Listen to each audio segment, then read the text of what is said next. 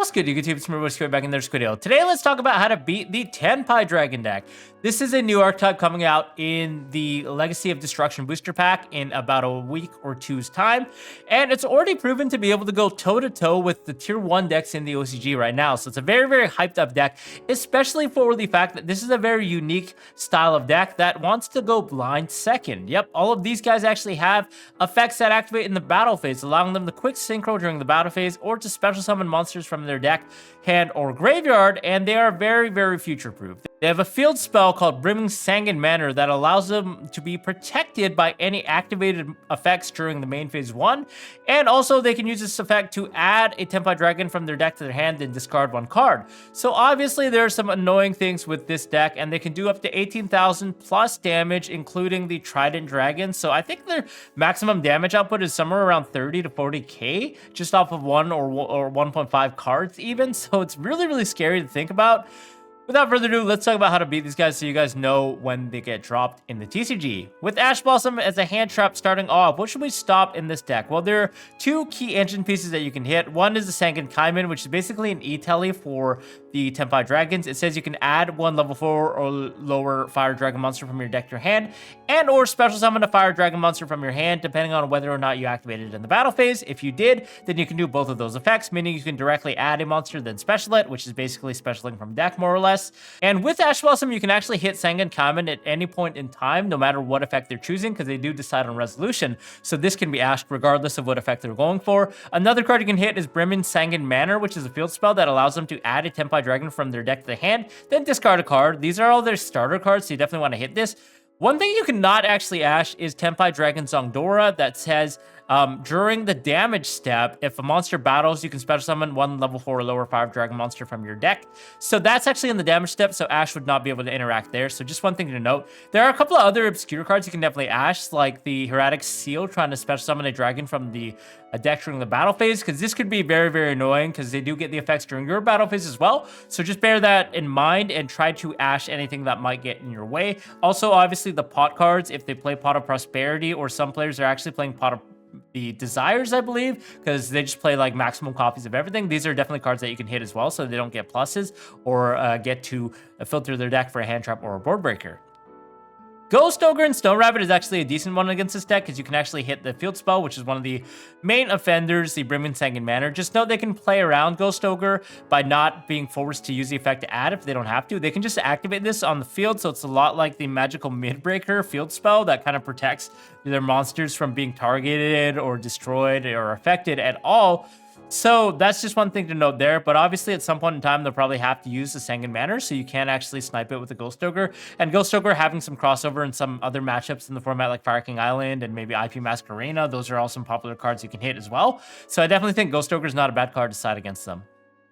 Drone Lockbird is a card that's not very good against them, to be honest with you. They don't do a lot of adding besides maybe with like a normal summon Bidora, being able to add like one of the Sanguine Manors. But if they have to have another dragon in their hand, they added Kaiman, they can just special summon it out during the battle phase and attack. So it's just not that great against this deck, in my opinion. It's definitely something you can side and hope to get lucky. But again, I just don't really like cards that are very high variance.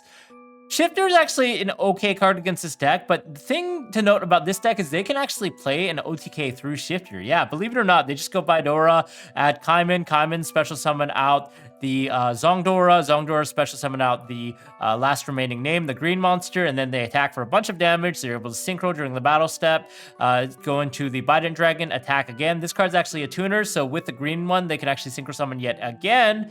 And then they can actually go off into the level 10 and attack for the remaining 3k. So they actually do side the Shifter themselves. So it's not the greatest card against them, but it does do some damage. It prevents the monsters from getting to the graveyard, and the synchro monsters can actually resurrect themselves from the graveyard during the battle phase. So it does kind of insulate a little bit, but in all honesty, I think there are better cards against this deck that you can probably side. Effect Veiler, Infinite Impermanence, and Ghost Mortar, these are some great cards that you definitely want to hit their starters with. Just beware, again, of Brimming Sanguine Manor, because that prevents their Fire Dragon monsters from being affected by your activated effects, meaning there's also some non-engine extra deck monsters like Black Rose Dragon that they can actually push through and nuke your entire board. So just be careful that you don't overcommit to the table, and just know that your Effect Veiler and Imperms and Mortars won't actually affect them while they have Brimming Sanguine Manor. But that being said, they don't always have it, so you can definitely hit something like a Bidora still Yugioh and prevent them from popping off. It's just not the greatest cards because of the existence of the Sanguine Manor, and they also do play multiple copies, plus terraforming, plus like Bidora, plus like being able to draw it, you know, search it, so on and so forth. So I don't think they're the best cards, but there are some cards you can hit. Now let's get to some of the weird ones. Okay, starting off, I guess let's start off with the Ghost Spell in Haunted Mansion. This one's not that weird, but it's not that good against this deck because it doesn't really hit anything. You can hit these synchro monsters trying to special summon themselves from the graveyard, but by then it's like kind of, you're probably already staring down a couple of dragons on their board, which means they're still going to be able to try to push for game or at least put up a sizable board. It's a card you can definitely bring in though to sometimes prevent yourselves from getting OTK'd, assuming you're able to use it on the Rise Dragon, Bident Dragon before they bring this out. But I don't think it's the best card, to be honest with you, but it's definitely something that has some application. Okay, now let's get to the weird ones. All right. Guys, before we jump in, guys, I just wanted to announce that we have officially launched the Squiddy store. Yep, if you guys want some Squiddy-tastic merch, check the link in the description, squiddytastic.com. These are all hand-drawn t-shirts that I actually hand-drew myself. Yeah, I have some subtle experience drawing cartoons here and there, but we have 3 designs so far, so guys, definitely check them out. They come in a lot of different colors and sizes, but we will actually have some more designs coming quickly along the way, so stay tuned for some of your favorite creatures from the history of the game. And yeah, other than that, guys, just give us a quick look if you like some exciting merch to level up your game and also look kind of trendy at your next event. But yeah, let's jump back to today's Squiddio. Kinetic Puppeteer. Here's the card that I was thinking about. This card is a quick effect that says you can send this card from your hand to the graveyard or the field to the graveyard.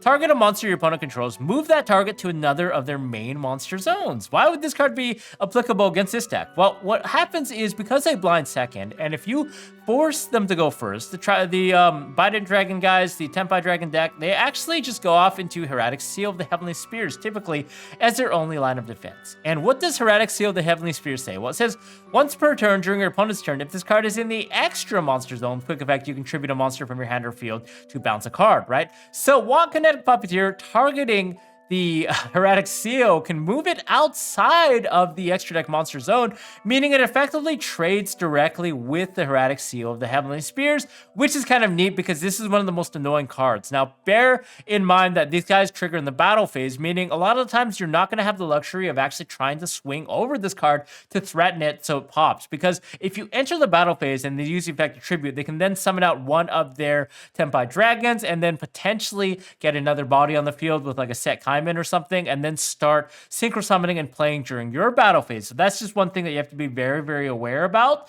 So maybe Kinetic Puppeteer is like a clean trade against a Hieratic Seal when you go first, and then put their Hieratic Seal into the main monster zone, so it's effectively null and void. That's just one thing I thought was really applicable and cool with this card. And maybe it has some application because it's a level 4 Psychic Light with 1800 attack, which is rare. It's stronger than Skullmeister. Wow. Yeah, this is a weird one, but you guys can experiment with it. Vados is another one that I know a lot of people have been hyping up against field spells, and this deck is no different. You don't have any clearing answers against Brim and Sanguine Manor unless they activate the effect. Ghoststroker is the only thing that can really trade with it. So having a Vados that just effectively gets rid of the Brim and Sanguine Manor right away and also threatens a Raigeki nuke on their table when this is sent to the graveyard from their field is just ultra nice, in my opinion. And, you know, you can just hit the Sanguine Manor so they're not able to protect their monsters, so your effect failures and imperms and whatever can start resolving, because, again, Vados summons to your opponent's side of the field, not yours, so your board will still be clear for imperm. And then you just get rid of that so they cannot search. So I think Vados is actually really nice this format. You can hit a lot of other things in the format, like Fire King Island, as well as, like, the potentially the Yubel field spell as well. That one, Nightmare Throne, I think it's called, that's coming out. Some people are going to be playing some Fiend piles here and there, so being able to hit these cards are just really, really nice. I think Vados is actually a really underrated card. I know it's kind of trickled up in price, but I might see if I can get my hands on some because I think this card is actually really decently good. Let's talk about some going first cards. Well, for starters, Thunder Ruler. I've kind of grazed over this card in the past, but then I realized, hey, it says during your opponent's standby phase, you can activate this card. There's no battle phase this turn. And, you know, you skip their battle phase if they can't do much besides make like a Hieratic Seal, because these guys all have to activate in the battle phase to maximize potential for their effects. Also, this card is actually very good because it does trade with some of the other problematic cards they cited in going first, like Heat Wave, which says neither player can normal or special summon effect monsters until your next draw phase. So they effectively activate this when they go first to try and skip a turn. So sometimes Thunder Ruler can kind of circumvent that by going back to their turn, you skip their battle phase, and then the onus is on you to be able to play again. And it's just one of those weird cards that also plays around evenly matched because it skips the battle phase. So I don't know, it's weird, but maybe if you were scared of evenly against other rogue decks, this is an option. Threatening Roar is also a counterpart to Thunder Ruler that could or could not be better. The nice thing is it prevents attacks, so they're not going to be able to activate Zongdora or the Fedora, but they are still going to be able to go in battle phase and synchro potentially, so whether or not that is relevant by any capacity, I'm not exactly sure. But Threatening Roar is also a nice card to have in time as well. The fact that it's chainable at any point in the game, whereas Thunder Ruler can actually be cosmic during the draw phase, makes me a little bit nervous for Thunder Ruler.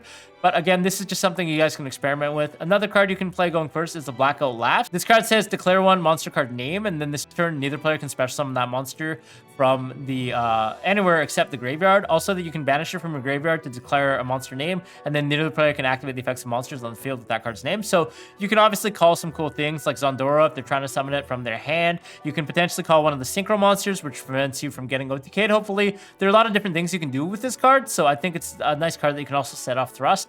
Potentially something that's viable, and it's decently good against other rogue decks, especially if the deck is specific to a choke point for one monster that you can just stop from being special summoned. Dimensional Barrier is another cool one because you can just call Synchro, and that oftentimes just saves you from getting OTK'd because you're not going to be able to Synchro, or better yet, you just negate the Synchro while it's on the table, so they've invested their resources, they're locked into Synchros for the rest of the turn. Best they can do is like seal and pass, and you also survive. So another thing you can also hit is Voiceless and Branded. Those are other decks in the format, so these are just things that you can kind of deal with along the way. It has a lot of like crossfire, so yeah, definitely a card you can consider. And yeah, all of these are settable off triple tactics Thrust, so that's just another thing to be aware of.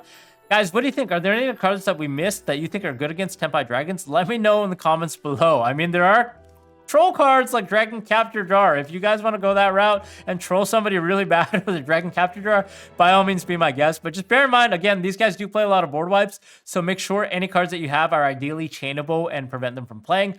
Other than that, thanks a lot for tuning in. We'll see you guys in the next video. Bye-bye.